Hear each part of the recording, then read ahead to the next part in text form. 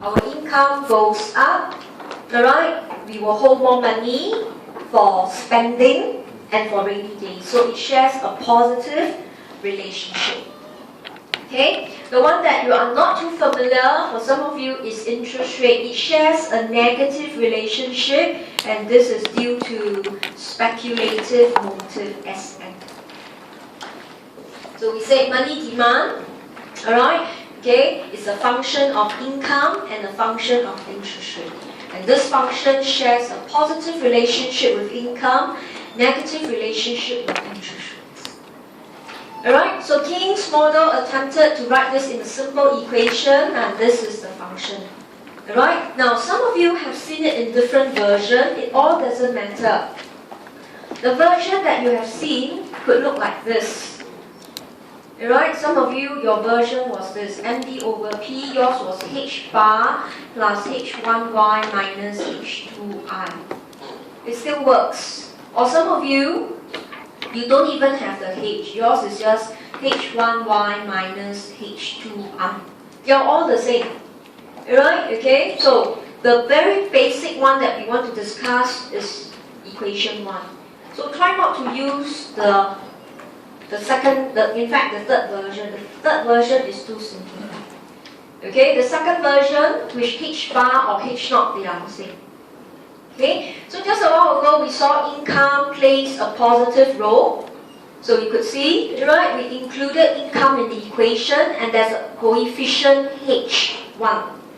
So we cannot say 1 to 1. If income goes up $1, we will not hold the full $1. We are not sure. Alright, so in this case, how much we hold depends on H1, known as your income elasticity of money demand. Telling you, alright, the fraction of income you will hold, alright, for transaction and speculative motive. Okay, now you may wish to know, alright, this, of course, H1, alright, must be more than 0, but must be less than or equals to 1. Cannot be 1 at all, alright? Because I give you $1, your income change is $1. You can only apportion a fraction, if not you apportion all. Alright? So it's actually telling you how responsive money demand react to income change. Okay? Now, these two values are actually discussed in page 11, which we will see it later after the tea break. Okay? But we want to measure the coefficient. So that was income. Then the second variable we saw was interest rates. Remember, it was negative. So the money demand function has a minus I. But again, alright, what is the role of interest rate? It's not 1 to 1. It's only a fraction. So again, this fraction is known as H2, and H2 again is very important. Some of you should know it affects the slope of your LM curve. Okay, so anything that deals with speculative motive, anything that deals with interest rates has a very crucial role in macroeconomics. So in this case, how much does interest rate affect money demand? By the size H2. Alright, okay, and of course the value of H2 must be again between 0 to 1. Right? And you will see, okay, in general, H2 is only approximately 0.2. It's not very large. Because when interest rate change, not all of us will react. In other words, in the room of 100%, okay, only 20% will react to interest rate. And that's very common. These 20% are always looking out whether they should buy the new bonds, they should liquidate the FD or not. Not all of us will want to buy financial assets. Some of us are happy with our cash. We'd rather put the cash, don't earn interest, but we feel safe. That's very normal. Alright, so in this case you could see this is your basic money demand function. But not forgetting there is another variable, was your H naught. Alright, okay? H naught is your minimum money holding. Alright, remember, okay, if you actually recall at the bottom, let's put it at the bottom. Consumption, remember King's consumption is C0 plus C1 Y minus E. So consumption already has a C0, your minimum spending C0. Right? So if your minimum spending is $80, you must at the minimum hold, so this is equivalent to your H0.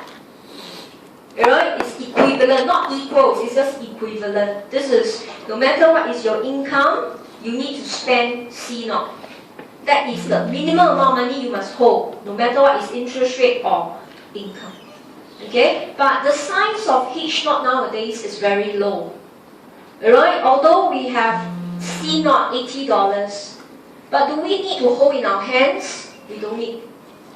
Right? Okay? We can put in the banks, and some banks pay you daily interest rate. Right? Some banks tells you if you put it there 30 days, you can earn a 2% interest rate. So it's not your H0 anymore.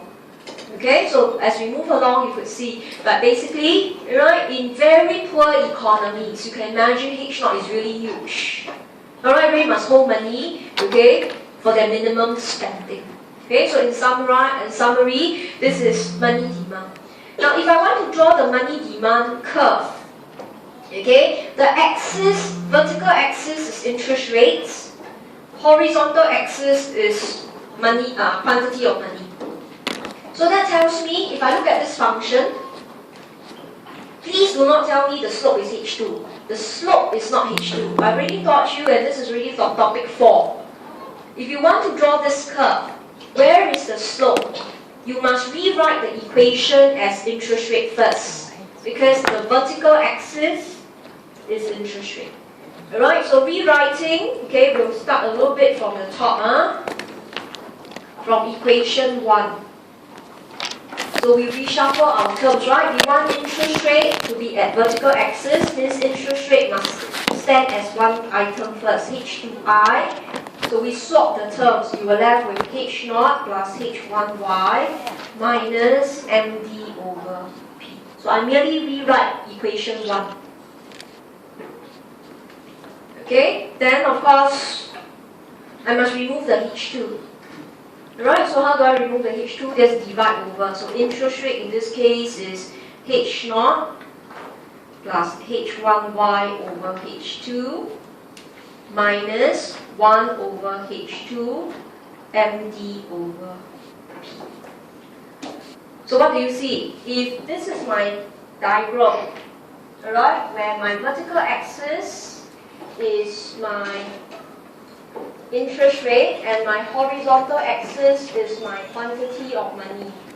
So that will actually tell me, right, my slope is 1 over H2. How do I know? Because it's the coefficient in front of the horizontal axis, quantity of money.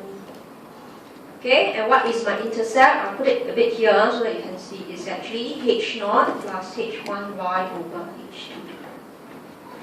So again, I don't memorize. You merely need to memorize the money demand function, H0 plus H1Y minus H2I. Then we rewrite it, because you know your diagram starts with I, end with MD over P. So anything that doesn't contain MD over P, they will form your vertical intercept. It means they will shift your curve. H0 and income. They will shift your money demand curve. Okay, and what will change the slope of your money demand curve would be H2. Again, what is H2? See carefully, the interest elasticity of money demand. In other words, in this room, initially, 20 of you will react to interest rate. If now in this room, 50 of you will react to this interest rate, the slope of money demand will change. Will become 1 over 0.5. Alright? Or out of 100, it used to be 20 of you reacting. Now only 5 of you reacting, H2 become 0.05. And the impact is on the slope of the money demand function. Alright? So the method that I taught you since lecture 1, write the standard equation to reflect slope and intercept is always applicable to all maths concepts. Please don't tell me the slope is H2. So again, some students, right, why they don't cope well with money demand is because they memorize. Nothing transpires for them. To them, it's just memorize. And they memorize wrongly, H2, and that's wrong. Okay, so with that, let's quickly just draw in the diagram, then we'll go for a break. So let's go to page 4.